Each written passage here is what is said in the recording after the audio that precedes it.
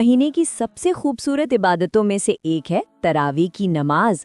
लेकिन अक्सर ऐसा होता है कि हमारी माएँ और बहनें घर के कामों में इतनी मसरूफ़ होती है कि ये कीमती इबादत उनसे छूट जाती है।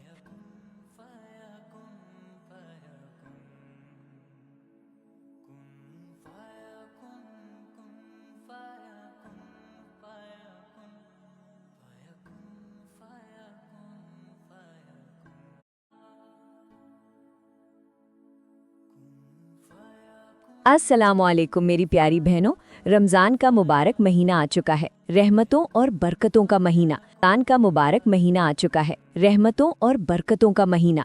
और इस महीने की सबसे खूबसूरत इबादतों में से एक है तरावी की नमाज।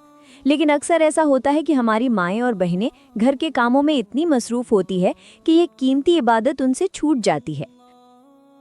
आज हम इसी बारे में बात करेंगे।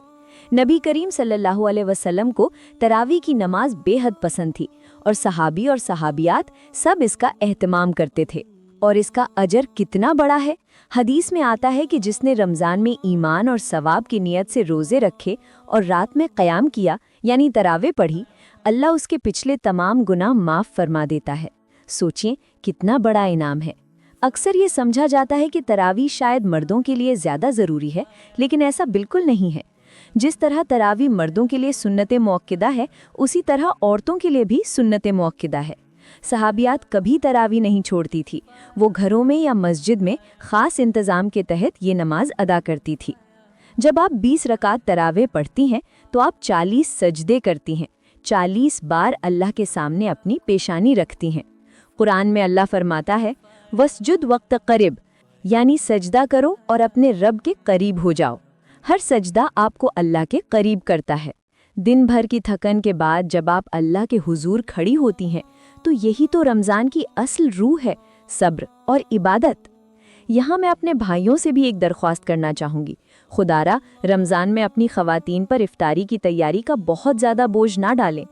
उनके काम में हाथ बटाएं ताकि उन्हें भी तरावे पढ़ने का वक्त और हिम्मत मिल सके। और मेरी बहनों, आप भी कोशिश करें कि इफ्तारी सादा बनाएं। ये महीना खाने पीने और दावतों का नहीं बल्कि इबादत का है। अपना कीमती वक्त किचन में ज़ाया ना करें, बल्कि इसे अल्लाह की रज़ा हासिल करने में लगाएं। अब सवाल ये है कि तरावे कैसे पढ़ें। इसमें बहुत आसानी है। तरावे का वक्त इशा की नमाज के बाद से सहरी से पहले तक होता है। आप 2-2 रकात करके 20 रकात पढ़ें। आप बीच में वक्फा भी ले सकती हैं।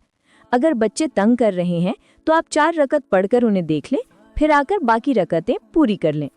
आप इसे हिस्सों में भी तक़सीम कर सकती हैं। अगर आपको ज़्यादा सूरतें याद नहीं हैं तो कोई मसला नहीं। आपको जो 2 या 3 छोटी सूरतें भी याद हैं, आप उनके साथ पूरी तरावी पढ़ सकती हैं। नियत दिल के इरादे का नाम है। बस दिल में ये नियत कर लें कि मैं अल्लाह के लिए तरावी की नमाज पढ़ रही हूँ। याद रखें, रमज़ान अपने आप को थकाने का महीना है और अल्लाह को ये बहुत पसंद है कि बंदा दिन भर भूखा प्यासा रहे और जब आराम का वक्त आए तो वो फिर से मुसल्ले पर खड़ा हो जाए।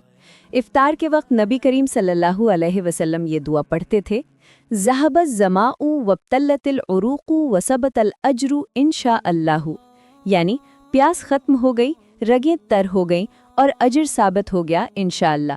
मेरी प्यारी बहनों, इस रमज़ान ये अहद करें कि कुछ भी हो जाए आपकी तरावी मिस नहीं होनी चाहिए।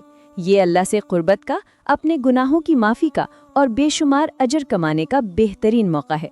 इस पैगाम को दूसरी ख़वातीन तक भी ज़रूर पहुँचाएं। अल्लाह हम सबको इस मुबारक महीने की कद्र करने की तौफ़ीक़ अता फ़रमाए। आमीन।